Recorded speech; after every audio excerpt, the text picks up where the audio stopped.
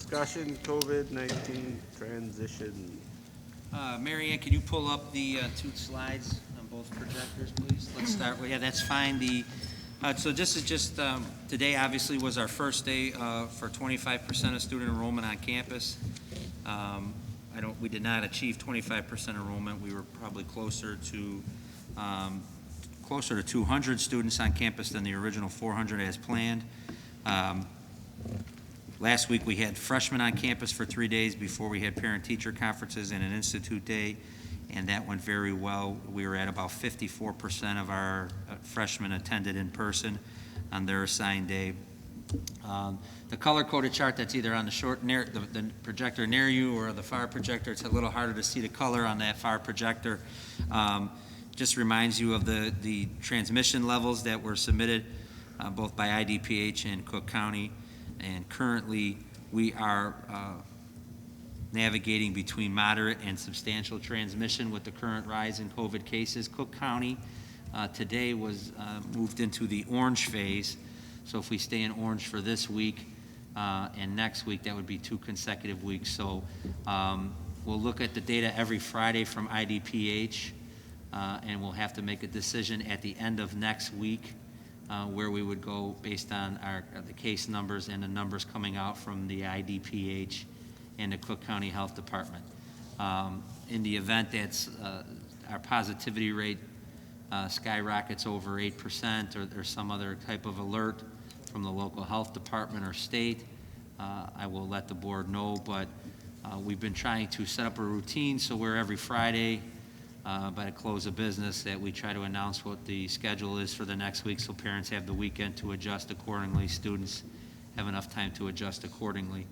And so since we changed into orange today, that would be consider our first week would be this week, and then based on the data that comes out at the end of next week, if that would be 2 consecutive weeks of orange, then there may be a concern to where we have to do an adaptive pause. The fact that we're doing 25% based on the guidelines from the Cook County Health Department is already a mitigation in that we're not moving to 50 at this point in time, and we're still at 25%, and that only about 50% of that 25% have been in attendance. So that will help keeping our cohorts small, does provide us some flexibility if the numbers were to remain where they are and not continue to increase, but we would just have to watch it 1 week at a time. But I have been meeting regular with the union president just to keep him in the loop. We touch base on Fridays to look at the charts and the data. So we touched base today after we got deemed Cook County moved into the orange phase. So why did the region of Cook County move into orange? It's 8 consecutive, or 7 out of the past 10 days, there's been an increase in the positivity rate. And so that's one of the variables that will shift the county into orange. Mary Ann, if you can go to the next slide. And you do not have these in board book. I apologize. I just wanted to pull this information off the website today since there's been a lot of media coverage on this. So these are, it's the other tab, Mary Ann. You have to switch tabs.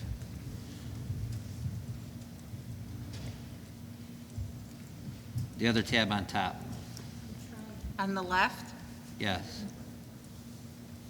There you go. Can you scroll down a little bit? So as of Friday, the Cook County was still in blue, which meant stable. So it just got shifted this morning. But as you can see, the IDPH on every Friday releases these reports for each region. In our region, Region 10, which is suburban Cook County, as of Friday, our positivity rate was 7.1, which is moderate, 188 cases per 100,000, which is substantial. And then the new cases and youth cases were both minimal. This information is updated weekly on our website. Below that, you'll see 60546 and 60513. This is a website that Northwestern has put together, and so that you can add the zip codes, a particular set of zip codes, and then get the rolling average 7-day positivity rate or 14-day positivity rate and the number of cases of per 100,000 of population. So for we put in our 3 main zip codes, or our two main zip codes, which apply to our 3 main feeder areas, which is Brookfield, North Riverside, and Riverside. And so their positivity rate, our local data, is 5.56, which you would see is in the moderate phase, and then the number of new cases is in the substantial phase, which is at 180.9. So I remember when I made the plea to the board about moving back to the 25% and coming back in person, that I would make sure we would tie it to the specific matrix of the IDPH and the local health departments and then monitor that data regularly. So this is just an update of where we are at in case data. So you can see that it is trending in the wrong direction. So we will review this basically every Friday. And then, like I said, if we move into a second week, to 2 consecutive weeks of orange, we would need to see if there's been any increase in transmission level, both locally and in the school building, and if what we can do in regards to 25% or 50%. If the numbers continue to hold flat, I don't think we're in a place to go to 50%, but I can't tell you what's going to happen in 2 weeks. If the numbers were to hold flat, and could we continue to do 25%, I would say yes, but if the numbers continue to trend in the wrong direction, this is something we'll have to revisit here at the end of next week. Dr. Freitas, anything you want to contribute from the building level? So 2 weeks ago, I met with over 300 parents, and last week I met with about 30 or so, wherein I shared and reviewed the second quarter plan.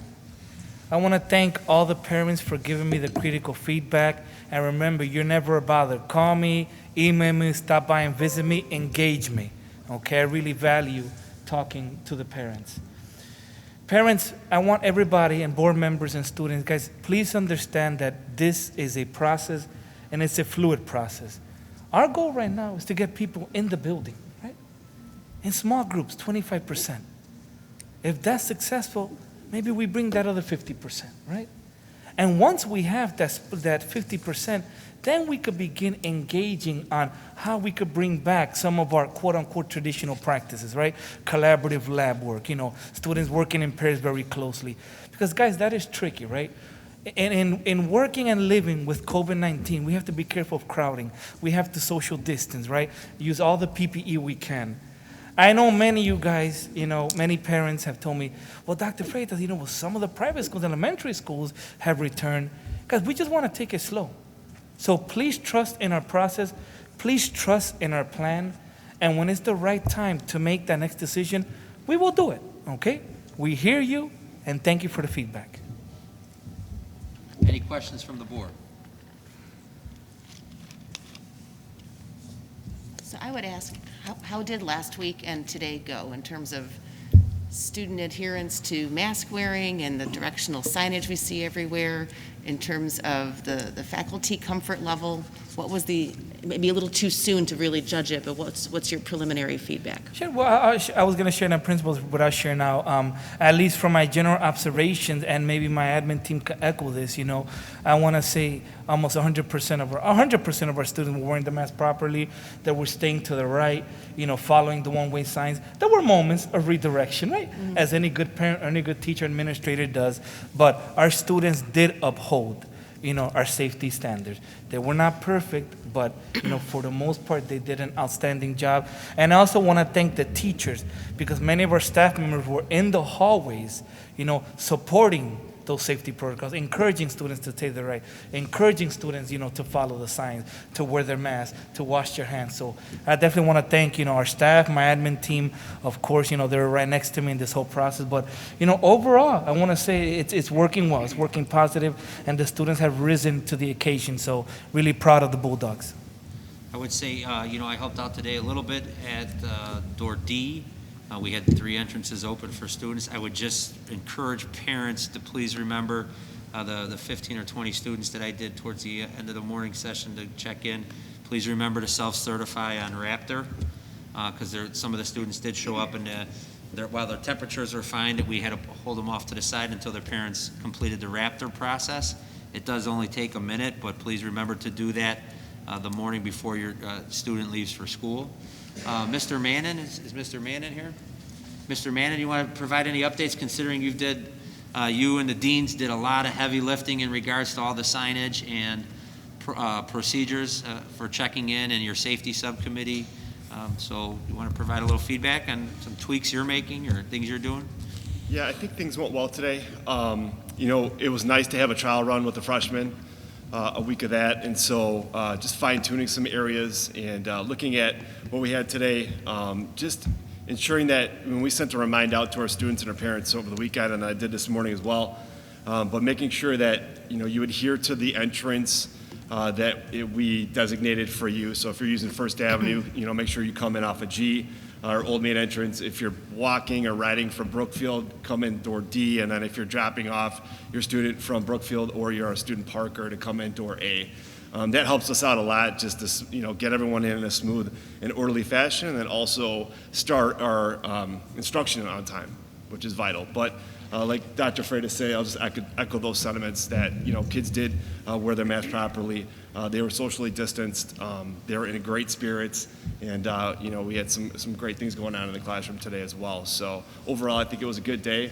Not perfect, like you said. You know, we can always learn and do things better, and I think we're going to fine-tune some things tomorrow. But overall, it was a great day. So. Yeah, I'd like to just thank the administration and the staff. I came in last week one day to see how it's going, and I was just amazed how much time, work, and effort you guys are putting into making sure all the signage is up. And I observed a passing period. I popped into a couple of different classrooms, and it appeared to be going really well. And I could just tell how much time and effort you guys have really put into it, and I appreciate it. And for the staff, so that the kids are able, in some capacity, to get back into the building. So, you know, I was impressed by what I saw last week, so thank you. You know, having two new deans as well that are eager to get out there and through some collaborative conversations, they were really the ones in charge that you know, that were heading up the signage and the tape and things like that. And so through, you know, their efforts, we really got this building in shape where we needed to be for bringing students in. So I want to thank their efforts. Dave, is there anything that the parents should hear, anybody that's watching the meeting, in regards to, I know you send the Raptor notification goes out right after midnight? Yeah, 1 a.m. daily. The thing that I think will help us out is you can complete that whenever. You could do it, you know, right before you get in the car or when you're doing breakfast at home.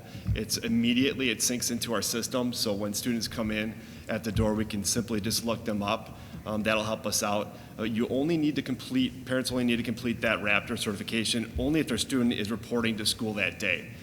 So if it's an extracurricular, if it's they're receiving help for whatever, supported services, or it's just their attendance, mandatory attendance day, or required attendance day, whatever you want to call it, you know, and they choose in person, then yeah, then they would have to self-certify at home that day.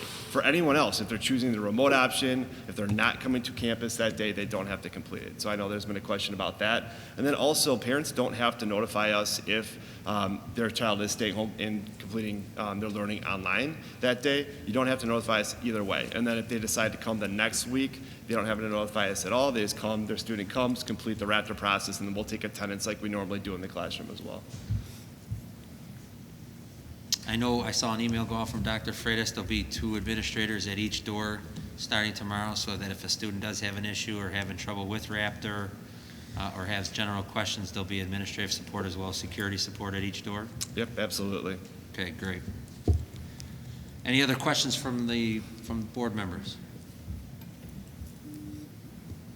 Great job, Dave. Thanks. Thank you again, Dave, the deans, all the teachers that have helped out with this process, the rest of the administration, thank you for your help with this process as well. All right.